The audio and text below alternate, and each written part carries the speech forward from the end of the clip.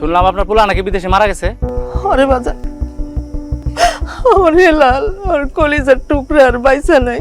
এটাই শিওর হওয়ার জন্য আমি আপনাকে বাড়িতে আইছি। আপনার পোলা মরে গেছে মানে আপনাকে সংসার শেষ। এমনিতেই আমি আপনাকে বাড়িতে এলে ঠিক মতো খাতির যত্ন পাই না, এখন তো আরো পাবো না।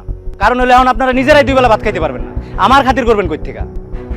আর আমারে যে 1 লাখ টাকা দেওয়ানোর কথা ছিল, এখন তো এটা আর জীবনও দিতে পারবেন না।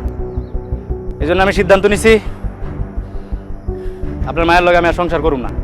আর আমি কয়েকদিনের মধ্যে ডিভোর্স দিয়ে দিব। তুই আমার কি ডিভোর্স দিবি? আমি তোরে ডিভোর্স দিলাম।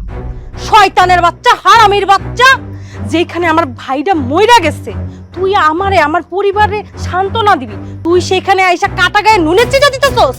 আমি তো তোর লগে সংসার করবো না, তোরে আমি ডিভোর্স দিয়া দিব। তুই এখান থেকে বাইরে হবি, তোর আমি জানো দিয়ে পিঠে বাইর করবো। তোর এত বড় সাহস, তোর এত বড় সাহস ফকিন্নির যে তুই আমারে ঝাড়ু দিয়ে বাড়ি দিবি? এই ঝাঁটার বাড়িতে তোরে আমি এই বাড়ি থেকে